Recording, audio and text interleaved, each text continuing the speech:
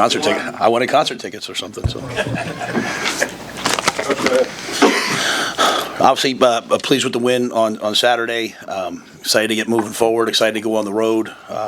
Maryland will present quite a challenge. Fantastic defense, leading the country and at the tops of the country in terms of yards allowed, third down, great pass rush, great rushers, dynamic wideout core. So it'll be a great opportunity for us to go out and play a really good football team and get on the road and. Kind of really didn't do that. I mean, we did it at Kansas City, but not truly, get on a plane and go somewhere across the country. So, look forward as a chance for our team to grow and build a sense of brotherhood even more. So, we're excited about it. So, I'll take your questions. We're already seeing in the Big Ten games this year that the travel can have an effect if it's the travel, but road teams that go a long way are not having great success. Like. Similar to last year, what with that in mind have you guys done in this program to minimize the impact of going halfway across the country? Sorry. Well, I think first, it's one of the great things about being in Nebraska. We're essentially located, so we're not on these 6-hour flights. I think about some of these guys going West Coast to East Coast. I mean, how hard that is. Even in the NFL, you probably only do it once a year. You go from the East Coast to the West Coast or vice versa. So, we study everyone. We reach out to everyone after they do it. If they play, hey, what'd you do? It's great collegiality amongst the league because I think we all have to deal with it. But I think the number one thing is we don't complain about it. You know what I mean? That's the first thing. This is, anytime you go play a game, there's several opponents in the game, and one of them is just the conditions, the travel, all that stuff. So it's just part of it. We've had a year to prepare for it. We know what to expect. We were glad it's not a night game because we come back and play on Friday night. We were hoping for an 11 o'clock game, but 3 o'clock will take. And the only difference being, Mitch, that we're going to go out Thursday because when you arrive there, you fly into BWI. You got to drive about an hour to Bethesda to get to the airport. And so we know Washington didn't get in until about 1 o'clock in the morning Thursday night. So we're not a big Thursday operation. We like to go on Fridays and keep our routine.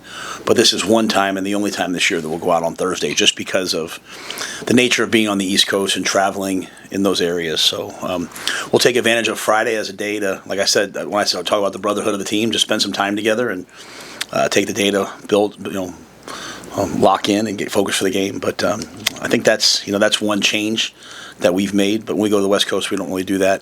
But again, we aren't having the same travel that maybe. I think back to my first year here. Right, we flew to Illinois, we flew to Minnesota, we flew to Colorado, and we flew. Who else did we play in Wisconsin? Right.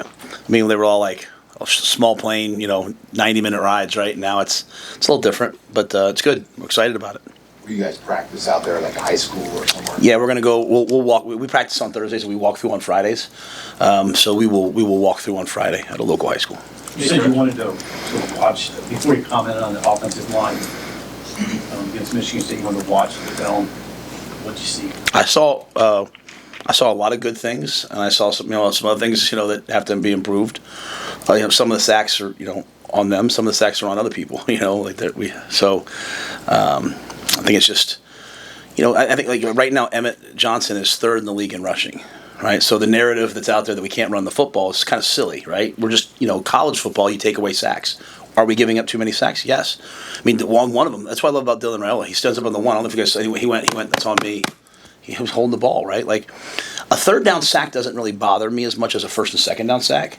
And because, if you just hurry up and get the ball in your hand and don't get the first down anyway, you're punting the ball. Now, we don't want sack fumbles.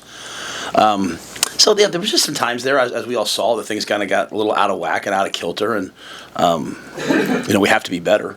But I don't think it's like this, oh, my gosh, we can't block anybody. We had 9 plays, I think 38 yards in the first quarter. Mm-hmm. We had a horrific second quarter, unlike anything I've ever been a part of. All right, so let's call it what it was.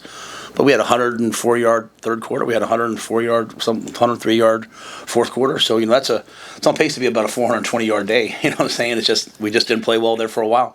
What I was happy about was that the guys just kept playing. They didn't panic. We have the ball in the red zone, and if you guys go back and watch the All-22, Dane Key runs an over route. He's wide open. It's a walk-in touchdown, and they blitz the safety and.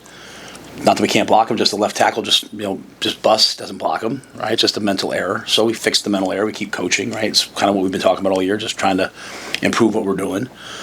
Some of them, the quarterback's trying to hold on, trying to make a play. And if you want to live with the great plays, you have to live with some of those plays too. So we'll keep getting better. But the narrative like, hey, we can't block anybody, I mean, we got to block better. But we're blocking people. We just got to be more consistent. Do you feel like there's an opportunity for Dylan to just kind of let it rip a little bit more and just trust his arm to put it into a tight space? Maybe. No, I don't think that. I don't think so. I think Dylan's playing really well. I think maybe some of the rush got to him at times a little bit last game. He's kind of started like maybe moving around a little bit like this, and I think he settled down. To quote him, I thought in the third and fourth quarter he had blood in his eyes. After he threw that pick, he was angry, and he went out there and made the play he made on the play to Jacory. Not many guys are going to make that. Jacory's supposed to run a 5-step out. Jacory just figured it out because the guy undercut it, just figured it out and turned up. Dylan stepped up inside, so I think Dylan's the least of our worries right now. At running back, Isaiah Mozee got some opportunities there on Saturday. Was that the plan to give him some more touches? Yeah. Well, I want Isaiah's. I mean, I was anticipating a 70-75 play game, not a 52 play game. So I was anticipating a little more rhythm. So I'd like to have gotten him, 10 touches or so. But he got four. Plus he's the kick returner. So you're seeing some of the young players for us. It's hard sometimes for coaches. Like you see their talent, but you don't know what they're going to be like in games. As they play in games, you start to see them. So you see the confidence the staff has in Cortez Mills. Right, he gets out there every game, just catches a ball, and makes a play. Isaiah, Dawson Merritt. He started the game, and his reps are going up and up and up. So I think you see the confidence that the staff has in those young guys, and just trying to find the right roles for them. While at the same time, you got a guy like Emmett, who's I think 17th in the country right now in yards from scrimmage. So we don't want to take him off the field too much, but we want to get Isaiah involved. And Mekhi Nelson gets out there; he has a 12-yard run right off the bat. So we're happy with that room. It's just Emmett is playing really well too, and so just trying to find that balance. Like I said, we'd love to have a 70-75 play game so we can get more guys involved. Those initial scouting in Maryland, what do you guys see that makes them effective? They've got good players. I mean, they got a dynamic young quarterback, 5-star recruit who's athletic, but who is a passer. When you have that combination of you're a passer first and you look to throw, but you're also athletic, it extends plays. They hit a lot of deep balls. Their wideouts 1, 4, and 5 can run. 5 can really run, so they're explosive. It's the passing game for them that's really opened up, and they can run the football too. Don't get me wrong, but it's just there are some challenges there. We're a pretty good pass defense, so it should be a good matchup. And then you flip it, they have a bunch of high effort rushers that are relentless, and so their pass rush is pretty elite, which is why they're so good on third down. And we just talked about our ability to create and build and defend a great pocket. So that'll be a key matchup there. And then special teams, we've blocked 3 kicks this year. Jameer Khan has, I think he has a block and a tipped, so that's 2 blocks for him, I guess. Every week I go into Eck, I'm like, hey, I want to block a punt. I want to block punts. We're doing a great job of returning them, but trying to design ways to block punts. They do a great job special teams wise, but Eck will always find a way. And Jameer, when you have 2 block punts in your first 5 games at this level, was it 5 games, right? That's pretty impressive. And so we'll continue to try to find ways to get Jameer open. Jacory's doing a good job returning. So. Just continue to build off what we're doing special teams wise, which will be a key factor in a game like this. Coach, when you go back and look at last week, why weren't you getting the ball downfield as much as you normally do? I mean, I think the average depth of throw was 3.1 yards for all your attempts in the game. The game before was 8 or 9 yards. I mean, was there something with the wind, or was it the pressures, the looks that was kind of getting the ball from getting downfield? Yeah, I would say the wind was obviously a factor. I think you look at them, I think they threw for, there was at one point in the second half where both teams had under, 85 yards. So, again, I'm not here to sit here and be like, we can't sit here and say, well, the wind was there, so we didn't throw. But I just think it was kind of one of those deals where it was like that. I think we called some of those, and we had some guys wide open, like the play I'm talking about, the Dane, and we just had a protection bust. And then just kind of, I think as games get like that, and you're just Dana was just trying to find rhythm. He's like, hey, let's get the ball in rhythm. Even on the play to Jacory, if you go, I showed the team the 3-play sequence of we throw a tunnel screen to Jacory and he drops it. Jacory Barney doesn't drop many balls, and it looks like it's going to be a decent play. come out on a naked and Dane's open. We throw it to Dane and we kind of guys into Dylan's face and overthrown it. It's just like it just feels so out of whack. Then we come out and we throw a double post rail route wheel with Emmett in the flat, 4x1. Lindemeyer has to block the end. The end gets outside and he kicks him out. Dylan goes up inside. Corey figures it out. He throws the ball down the field on that play, and it's an explosive play. And so then all of a sudden we're going, right? So I just think it was one of those games where you're just trying to find rhythm and, is there a place to probably push the ball over the top of their heads maybe more often? Yeah, if people are going to allow us to do that. We called on one of the sacks, the one Dylan got, we called a double move to Corey and they rolled over the top of him. And so the pick is a go and a post over route. Just, he had to get backside of the in cut. So what we don't want to do is we want to push the ball down the field. We want to do all those things. But we don't want to. It's kind of hard. Like, hey, Matt, why don't we run the ball more? Matt, why don't we throw the ball to you more? Just trying to score more points than the other team, So I just think Dana's elite at like, hey, what's working today? What are we going to do? And let's just get the ball and play as much as possible when the chances are there. Let's take some shots over their head. But to not acknowledge the wind. Literally on defense, like when they went into the wind, we were literally playing back shoulder man, like just let them throw the ball over the top. And if you flip it, when they went this way, they kept overthrowing all the go balls because all they were doing in man was trying to throw the ball over our heads. I have to say this, and it's not related to your question, but Sierra Wright was absolutely phenomenal. He got targeted 5 times, and he just absolutely was a shutdown nickel corner in the game. But, it's kind of like Rutgers last year. It was just really, really a hard day for the passing game. But I think, we try to find some screens. So I don't know if that answers your question, and I respect the question. I think we're always trying to find that. I do think people come out and play us one of two ways, like, hey, let's play quarters and let's kind of stay deep and force them to run it and force them to get the ball and play, in which case you need to make some plays. Or they play us in man and pressure us, in which case it's hard to hold the ball long enough to push the ball down the field. And so we'll continue to evolve and see if we can get better. The screen that went for the touchdown to Hunter, what did you see? What kind of a job did your O-line do on that to get out and help spring that? It was elite. Justin Evans comes out and has one of those blocks I think O-linemen dream of, Even on the backside, Gunnar Gatula, he just does his job. He goes inside because, we're showing power.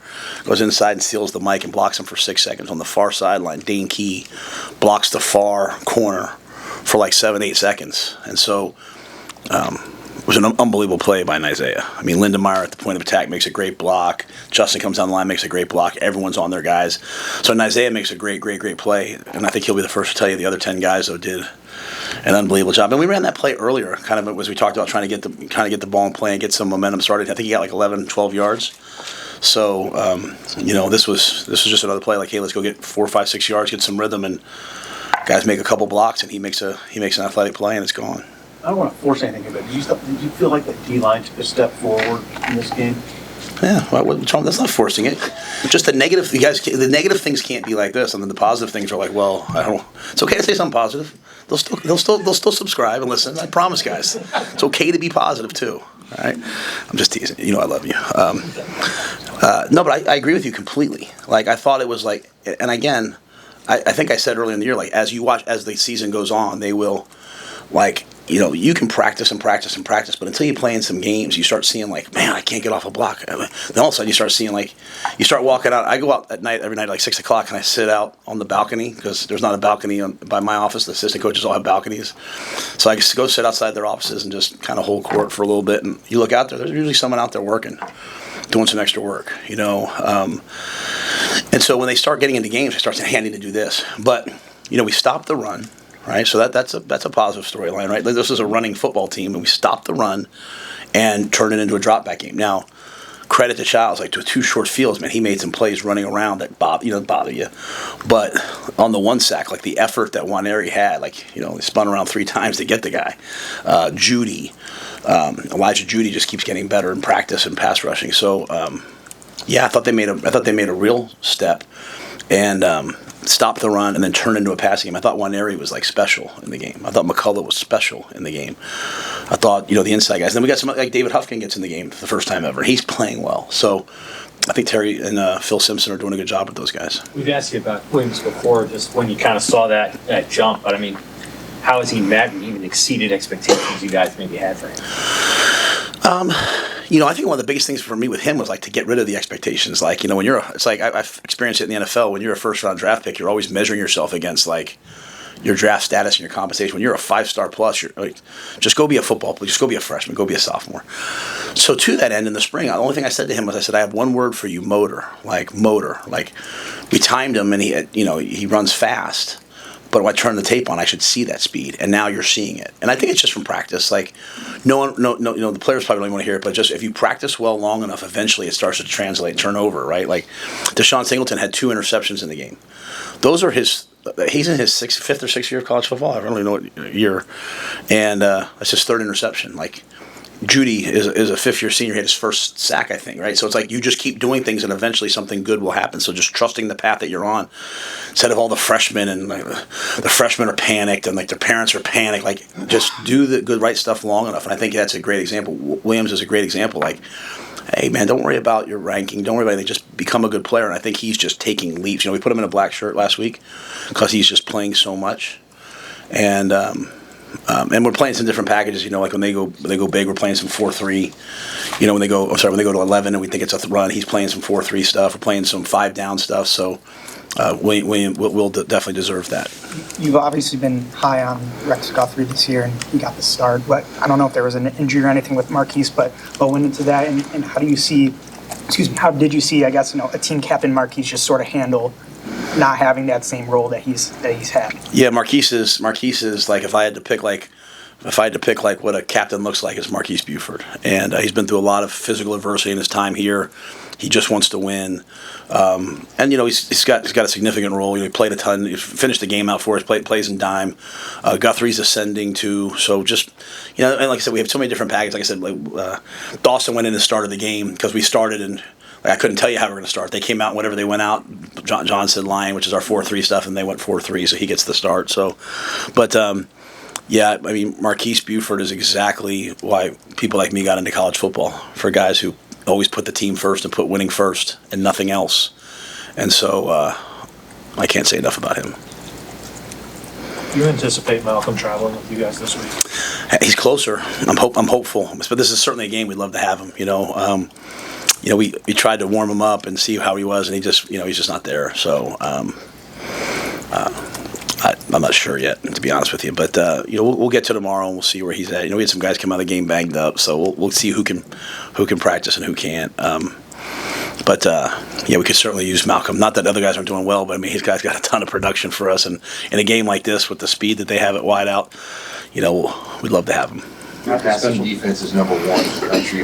Did you guys anticipate this type of play? Where you've held 2 or 3 really good quarterbacks to some of the worst games they've had all year? Yeah, I try to tell everyone after the Cincinnati game. When I say everyone, I'm talking about like our team. I'm like, hey guys, just so you guys know, this guy's a real quarterback. Like, there were 5 scouts. That's the exact story I told you guys. There were 5 scouts at the game that were like, oh, he's a pro, Matt. We held him to 64 yards. And everyone was really disappointed after the game. I can't believe it was 2017. To me, it was like, hey, we won a close game. We played a good team. Have you watched them? They're dynamic. Like, you know what I'm saying? So, to your point, I think we're playing good pass defense. I think some of it is, unfortunately, we've left too much run game go. So people are like, hey, let's stick with the run. So this game, we stopped the run to a degree to force them to get into those situations. I think Butler is elite. I think Butler is pretty elite. I'm watching what he does. Like putting concepts together in terms of coverage, because it's not just like, hey, you cover that, we're not just doing that. I think Addison is doing a great job. I think the players gravitate towards Snow. I think Adam DeMichael does a great job. I think we have like really good coaches, and then like it's Wednesday night at like 8:30, 9 o'clock last week, and maybe it's Thursday night. I'm not usually home Wednesday night at that time. Thursday night, I don't know, whatever. And I get home and I'm watching whatever Julie wants to watch, and it's Thursday night, and I get a text from Sierra, or a phone call from Sierra. The players never call me unless they need something, right? And Sierra's like, hey, can you have them turn the lights on in the stadium? He's got a bunch of guys out there, and they're doing extra. Like, it's just, I think I told you guys after the game, Sierra got up in front of the team and was like, hey, that's not, that's not okay that we gave up that touchdown at the end of the game. Like, he was pissed. And so I think it's just the guys that we have back there, Deshaun, Malcolm, unfortunately, he's hurt. Like, Sierra was willing to go from corner to nickel. Like, he's like fitting the run now. Like, that's just not a lot of guys will do that, but Sierra's like that kind of guy. I thought the impact of Marshall in the game, like coming up on those 2 tackles in that one drive and knifing the guy at the 10-yard line. And then the guy, like, wait till Amari Sanders is the starter here. Like it's not like this is like, oh, we got some young, older guys. Like the young DBs coming up are going to be elite. So I think Addison's done a good job, and I think Butler's really special. I think, I remember when Sierra came to me, Sierra was like, you need to hire Butler. And I was like, really? Why? Not that I've said really like in a bad way, but like, what? And he detailed for me the story about Rutgers. He's like, hey, they're going to run a fake. They called timeout. Rutgers called a timeout, and he said, hey, they're going to run a fake field goal here. It's super windy. It's a third, whatever it was. This is the length of the kick. They've already ran one fake last year. They just called timeout. They're going to run the fake, and they ran the fake. And Sierra was like, I've never had someone who can break the game down for me like that. So I think John's done a great job. And I thought the pass rush showed up this game. The pass rush truly showed up. The special teams improvement, Matt, is there something beyond Mike Eckler's impact that's allowed those units to play at the level that they are right now? I think you'd have to start with Mike. I think he's brought like an energy to it, but I don't want to minimize it because I think everyone he might get mad at me for saying that. I think everyone sees like the jumping around in the locker room and all stuff. That's not what it is. It's his teaching progressions are amazing. His attention to he truly uses on his interview I had to tell him to stop because he uses the Socratic method where he's consistently like asking you questions and making you respond and think, and I was like, heck, I can't do this, bro. It's like an hour of this, like please do it, because it was me and Snow interviewing him. But I think it's great because you go to his meetings and everyone's dialed in and everyone's locked in. Here's how I knew it. It was like, I don't think it was Thursday or Friday. Sat was like, man, I can't wait for Jameer. Like they're gonna come out and they're gonna line up like this. We're gonna check to this, and Jameer's gonna stun the guy. I mean, that's like when your tight ends coach is saying that this is what's gonna happen in the game. It's because it's been taught so well.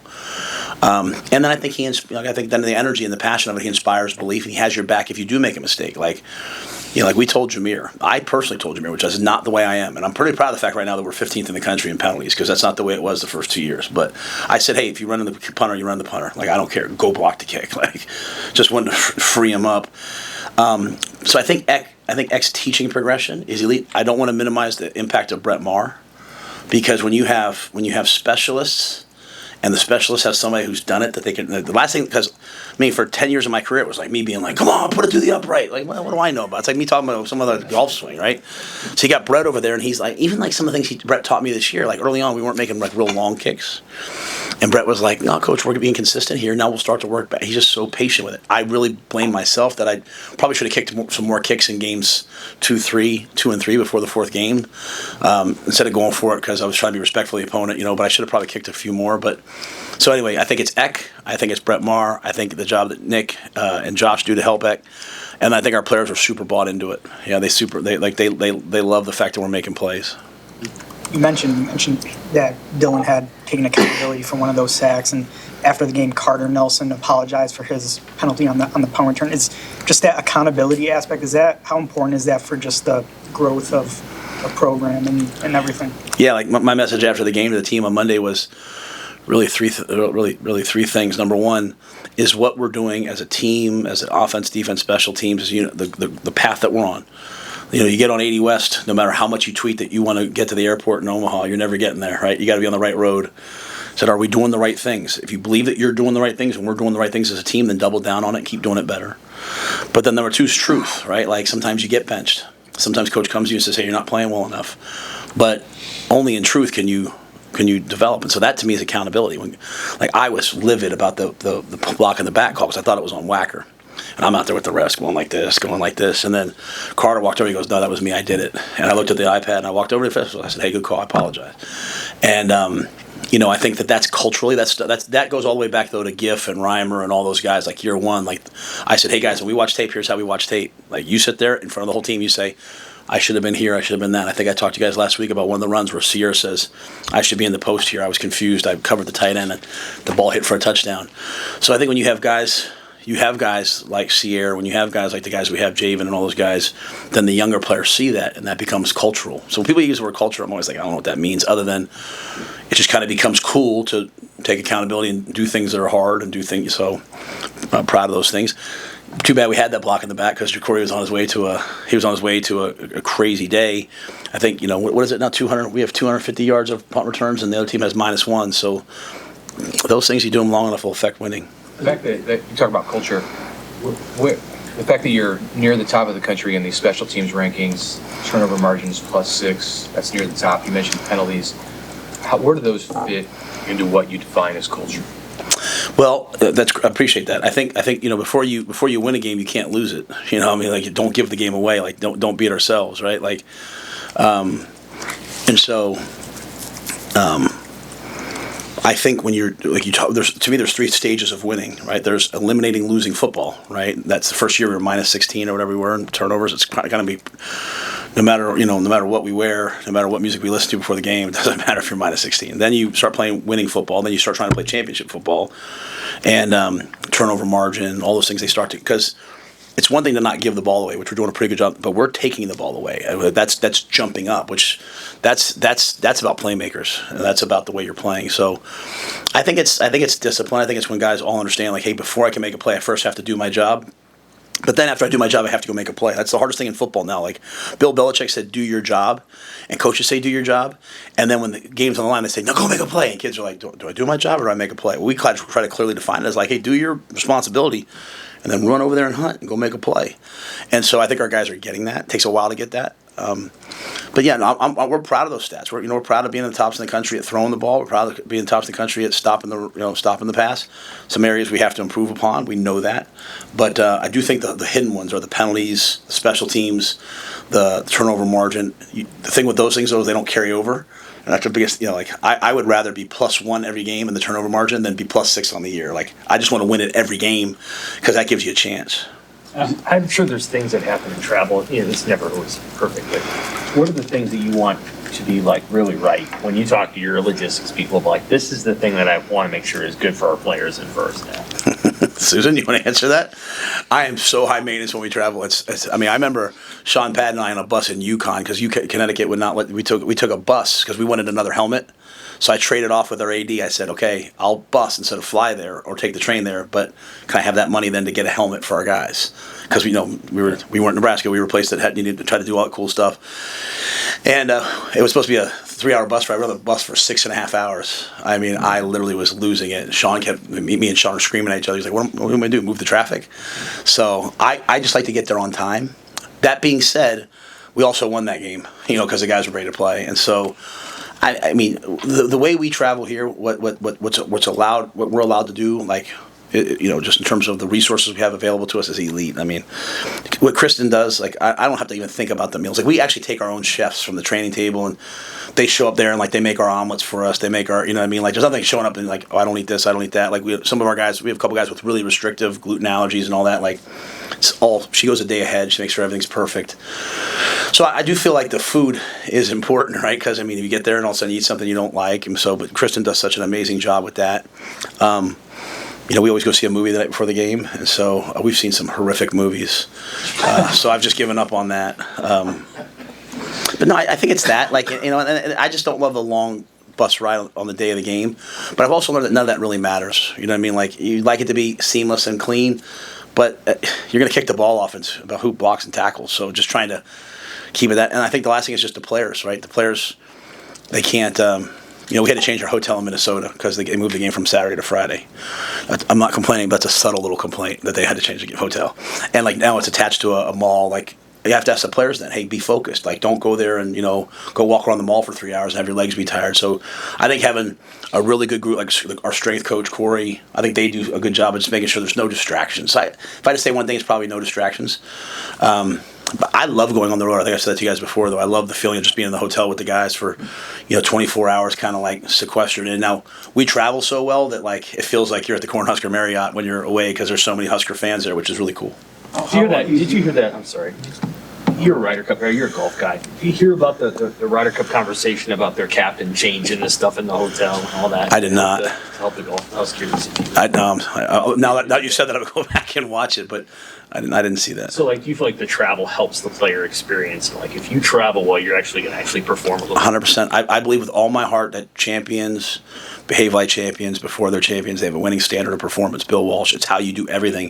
It's why for the first year that I'm here, everyone's like, what is wrong with him? Because I'm screaming about a box in the hallway and about this. But, like, I think all, like, the food that you guys have when you guys come into I think all of it really matters. And when everyone buys into that, like, I think it goes a long way. Like, we're all just trying to win a championship. And so how do you win a championship? The championship effort and everything that we do. But when you travel, if there's no, it takes a toll on you physically, right? Like the hydration. So like, even like the little thing, Mitch is going to give them fireflies to put on their legs so that their blood's moving in their legs as they travel. Like, it's just, all these things are real. And so just trying to maximize that. Obviously, on a windy day like that, physics, it affects the game from a physics standpoint, but how much is the mental effect in a game like that? And how did, say, at the end of the third quarter, that drive, was that somehow frustration turning to anger, then resolve when they suddenly forget about the wind a little bit and move it down the field that fast? Yeah, I think my message, at least about that drive, was with the guys, was like showing them all the other plays where, like, hey, the guy's wide open. You know what I mean? Like, if everyone does their job, the guys will be open, will make the play. And so it wasn't like all of a sudden, we finally got someone open. We had guys open on other plays. It's just, I forgot to block this guy, or I missed it. I think sometimes the wind can be in your head a little bit, though that's certainly not true when it comes to the punt. Like, I teased Archie in the team meeting, like, they don't have a wind like that in Australia, do they? He said, no, sir. Like, because that ball was getting hung up. And then, the last one, you notice he adjusted and we kicked a low liner to the right. Because the wind was like down at times. I'd be like, it's not that much, and all of a sudden it would gust back up, and so there was some challenges to that. So I think some of that was probably in our head. I think anytime you get into a game and things aren't going well, you have a tendency to press, and anytime you press, things don't go well, and it's just why I just keep saying, stop, don't listen to anything else, just play the next play, and eventually, if you believe that, something good will happen. And then, that happened, right? So it's funny, we were trying to get the ball to the fourth quarter. Like, on that drive, it's like, hey, let's just get the ball to the fourth quarter. Eck didn't want to kick a field goal into the wind. He's like, hey, let's go. Well, think of what happened. We score a touchdown, and then we kick the ball into the wind, which we didn't want to do because it means they're going to have good field position, and they fumble it because it was hard to deal with, right? So, so I think it probably in our head some, but it certainly had an effect on the overall game. And, my whole thing with the guys is just trying to keep them neutral, just kind of keep them focused on each play each play. I understand that that's never going to truly happen. It doesn't happen for me, but it's just what you're trying to do. So I did like Dylan, though. I think when Dylan has a little bit of an edge, he's still a very young player. When he has edge and he's got a little bit of rage in his eyes, he's pretty fun to be around. You had something before, I think. Oh, no. I just wondered if it was easy to get those lights on. Yes, we have elite facilities people. Sierra calls me, I call Susan and Wish and Thomas, and the lights are on within probably 20 or 30 minutes. I can't do it on my phone. I can't even. I mean, I get a message every night that says your daughters have put in the screen time password to get more screen time. I don't even know how to stop that. Like, I have to call Martin. Martin literally comes over to our house, and has to make things work. Martin's our IT guy. He's amazing. So. Yeah, real quick, you're close with Coach Locksley. Is it fun to play friends, or do you not like the situation where? Yeah, I was I don't know, maybe 14, 15 years old, and Coach Locksley and my cousin Craig were teammates at Towson with Rob Ambrose, who was the head coach at Towson for a long time, and they were in my cousin's wedding. So I was 14 years old trying to get Coach Locksley to give me a beer at the wedding.